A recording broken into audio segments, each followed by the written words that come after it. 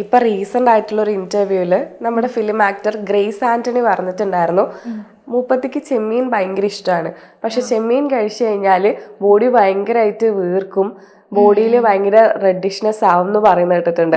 അപ്പോ നമ്മളുടെ ആ രോഗാവസ്ഥ അറിയുന്ന ഒരാൾ കൂടെ ഉണ്ടെങ്കിൽ മാത്രമേ അവരെ ഹാൻഡിൽ ചെയ്യാൻ പറ്റുള്ളൂ.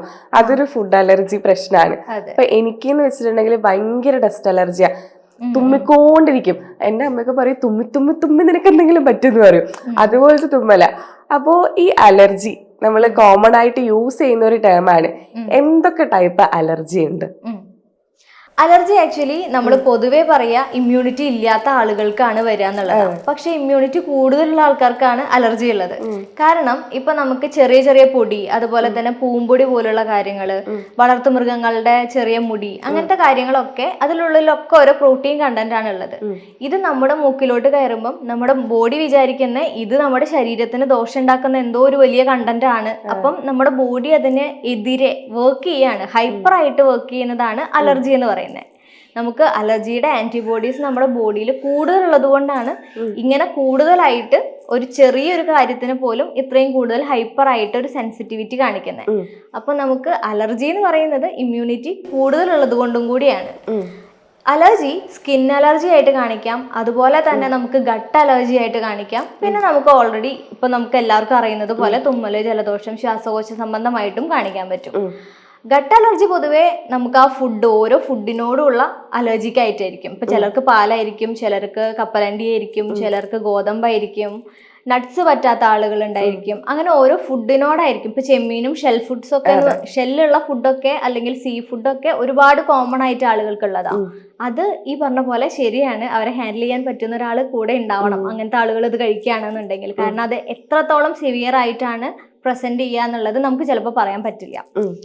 നേസലായിട്ട് ഇപ്പം നമുക്ക് ശ്വാസകോശ സംബന്ധമായിട്ട് വരുന്ന തുമ്മൽ, ജലദോഷം, അങ്ങനത്തെ കാര്യങ്ങളൊക്കെ കറക്റ്റ് ആയിട്ടുള്ള നമ്മൾ മാനേജ് ചെയ്തില്ല എന്നുണ്ടെങ്കിൽ ആസ്മ പോലെയും ശ്വാസം മുട്ട് പോലെയും ലങ്സിന്റെ കപ്പാസിറ്റി കുറയുന്ന രീതിക്കൊക്കെ അത് വരാറുണ്ട്. പിന്നെ ട്രീറ്റ് ചെയ്യാണ്ടിരുന്നു കഴിഞ്ഞാൽ അത് സ്കിന്നിലോട്ട് മാനിഫെസ്റ്റ് ചെയ്യും. ചൊറിച്ചില് പോലെ, എക്സിമ പോലെയൊക്കെ സ്കിൻ ഡിസീസുകളിലോട്ടായിട്ടും അത് കാണാറുണ്ട്. എപ്പോഴും നമ്മൾ അലർജി ഉണ്ടെങ്കിൽ അത് കൃത്യമായിട്ട് ഐഡന്റിഫൈ ചെയ്യുകയും മാനേജ് ചെയ്യുകയും വേണം. എല്ലാ അലർജീസും അപ്പൊ ട്രീറ്റ് ചെയ്യാൻ പറ്റുന്നതാണോ? നമുക്ക് ട്രീറ്റ് ചെയ്ത് കംപ്ലീറ്റ് ആയിട്ട് ക്യൂർ ചെയ്ത് കൊടുക്കാൻ പലപ്പോഴും പറ്റണം എന്ന് നിർബന്ധമില്ല.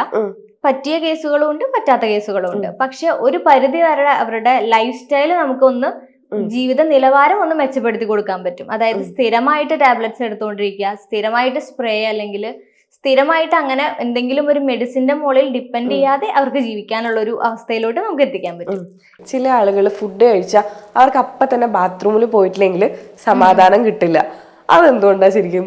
അത് മേ ബി ഒരു IBS പോലുള്ള കണ്ടീഷൻസിലും അങ്ങനെ വരാറുണ്ട്. നമ്മുടെ ഇൻഫ്ലമേറ്ററി ബവൽ ഡിസീസ് എന്ന് പറയും. നമ്മുടെ കുടലിന്റെ ആരോഗ്യം അത്ര നല്ലതല്ലാണ്ടിരിക്കുമ്പോൾ ആയുർവേദത്തിൽ അതിനൊരു ഗ്രഹണി എന്നുള്ള ഒരു കോൺസെപ്റ്റിലാണ് പറയാ. എപ്പോഴെപ്പോഴും മോഷൻ പോകണമെന്ന് തോന്നും. ഫുഡ് കഴിച്ച പാർട്ടിക്കിൾ, അതായത് നമ്മുടെ ഭക്ഷണം കഴിച്ചത് ദഹിക്കാതെ മോഷനിൽ കൂടെ പുറത്തേക്ക് പോകും. ഇവർക്ക് വൊമിറ്റിംഗ് പോലെയുള്ള ബുദ്ധിമുട്ടുകൾ ഉണ്ടായിരിക്കും. പെട്ടെന്ന് തടി കുറഞ്ഞ് ക്ഷീണിക്കുന്ന അവസ്ഥയിലോട്ട് പോകും. എന്തെങ്കിലും ഒരു ടെൻഷനോ സ്ട്രെസ്സോ ഉണ്ടെന്നുണ്ടെങ്കിൽ അപ്പൊ തന്നെ മോശം പോകണം എന്നിങ്ങനെയുള്ള ബുദ്ധിമുട്ടുകൾ വരും. IBS ഉണ്ടെങ്കിൽ നമ്മൾ ശ്രദ്ധിക്കേണ്ട വേണം, ട്രീറ്റ്മെന്റ് എന്തായാലും ചെയ്യണം.